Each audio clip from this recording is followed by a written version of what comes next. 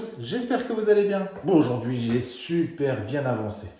Je vais vous montrer vite fait la salle de bain. Elle est terminée tout simplement au niveau du joint de faïence. Je vais vous montrer un peu la différence de joint parce que vous m'avez dit que mes joints au sol étaient creux et je vous ai expliqué un petit peu pourquoi, ça dépendait des carreaux. Et je vais vous montrer les joints que j'ai fait sur la faïence qui, eux, ne sont pas creux tout simplement. Je vous montre ça et je vous montre aussi les petites retouches que j'ai faites au niveau des murs, mais très rapide, hein, je vous montre.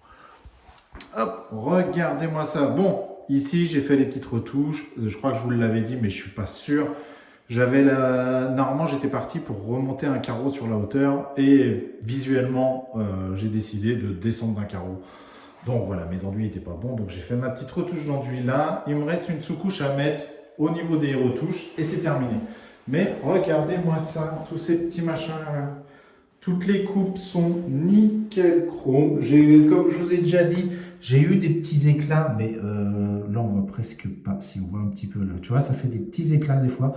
Donc, mais visuellement, avec le joint, ça se voit quasiment plus. Il faut vraiment mettre l'œil dessus, on va dire. Et à ce niveau-là, au niveau de la douche, si vous regardez bien, j'ai pas fait de joint là dans l'angle. Et autour du bac, il n'y a pas de joint, tout simplement parce que je vais faire un joint silicone sur toute la hauteur descente et tout le tour du bac. Comme ça, le joint silicone, au lieu de se poser, tu sais, sur le joint existant, le joint comme le joint à carrelage, au lieu de se poser juste dessus, il va pouvoir rentrer bien dedans nickel. Et comme ça, niveau étanchéité, on est au top. Et pareil pour ici, au niveau des trous de cycloche, je vais foutre du mastic là-dedans. Une fois que j'aurai mis le robinet, tu sais, on met les excentriques des robinets, on remplit de joints et après on met la rosace de finition histoire que ce soit propre et que ça ne se voit plus. Et comme ça, après, c'est parfait, c'est tout ce qu'il y a à faire.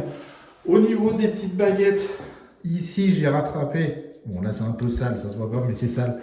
J'ai rattrapé, vous savez, j'ai fait un petit arrondi parce que sinon, quand on passe là avec le bras, on a tendance à s'arracher le bras, donc c'est un peu relou. Et regardez là-haut, voilà, la petite faïence, c'était combien 7 cm, une connerie comme ça, entre 6 et 7 cm, tout le tour là. Donc ça choque pas, c'est pas le premier truc qu'on verra quand visuellement, quand on regarde, c'est comme ça, on n'a pas la tête en hauteur. Mais sinon, tout l'ensemble est nickel, les trous de robinet, la prise, la sortie de PVC pour les toilettes, tout est propre. Après, voilà, c'est les goûts et les couleurs. Que vous aimiez ou aimiez pas l'effet marbre, ça c'est les goûts et les couleurs, on n'y peut rien, hein, ça n'a pas de souci. Mais c'est vrai que visuellement c'est quand même bien sympa. C'est une salle de bain, et déjà une salle de bain comme ça pour chambre d'amis, hein, les amis ils vont pas se plaindre, hein. Honnêtement ils vont pas se plaindre parce que c'est quand même bien sympathique. Moi je sais pas si je vais mettre du marbre dans l'autre salle de bain, ça va voir avec madame qu'est-ce qu'on fait exactement. Mais j'aime quand même beaucoup, hein. C'est vraiment sympa. Et j'ai aussi profité pour faire l'entourage de fenêtres ici, enfin de fenêtres, qu'est-ce que je raconte? L'entourage de porte, et voilà, vous pouvez voir, j'ai commencé le parquet. Tout cet ensemble-là, tout le parquet est déjà bien commencé de là. Vous savez, je m'étais arrêté là et je suis reparti, tac, tac, tac, tac, tac. Il me reste plus que cette partie-là à faire et ça sera terminé. Ça sera pour la prochaine fois. Et voilà, et dans la chambre, quasiment tout est fini. Il me reste encore des petits détails à faire, enfin des petits détails, des petits trucs quand même importants, on va pas se le cacher. Il faut que je fasse mettre les plaintes, les entourages de porte, terminer de faire les rattrapages, vous savez, au niveau des enduits et tout ça, parce que je vais en avoir au niveau des plaintes. Le petit coup de ponçage, la sous-couche au bon endroit, et après la peinture, partout. Et c'est tout. Et après, la chambre, salle de bain est finie dans le sens où il me reste les éléments à installer dans la salle de bain et tout. Mais c'est vraiment sympa. J'arrête pas de regarder la salle de bain, je me dis elle est vraiment cool. Même si certains m'avaient dit pourquoi j'ai pas fait un bac à douche à l'italienne. Ça, faut savoir. Voilà, les bacs à douche à l'italienne, je vais vous expliquer vite fait. Les bacs à douche à l'italienne, c'est censé être à ras le sol. C'est pas comme on dit un bac à douche à l'italienne.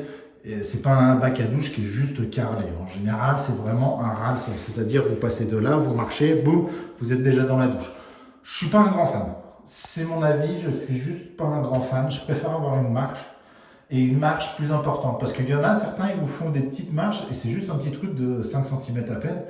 et ben on a tendance à se taper les pieds dedans. Alors que quand il y a une vraie marche, un truc un petit peu plus haut, on lève réellement les pieds et on se tape pas les pieds dedans. Parce que là, se taper les pieds dans le rebord, c'est relou. Et les marches, les trucs à l'italienne, je suis pas un grand fan, tout simplement. C'est vraiment mon avis personnel. C'est pas ce que je préfère, c'est pas ce que je trouve le plus joli, surtout dans cette configuration-là. Une autre configuration, vous avez vraiment juste la paroi de douche qui sépare, on va dire, entre la partie où il y a le meuble et l'autre, la partie où il y a la douche. Une petite paroi en verre, et dans ce cas-là, on marche pour aller dans la douche. Là, ouais, là, ça me choque pas. Mais là, dans cette configuration-là, je suis pas un grand fan. Et voilà, c'est plus. J'aime bien me dire que là, c'est vraiment le côté douche. Et ce qui fait le côté douche, c'est vraiment la délimitation, justement, du bac à douche, où ça fait vraiment comme si c'était une marche. Ça fait vraiment une séparation. C'est mon avis personnel, c'est les goûts et les couleurs, comme je vous dis.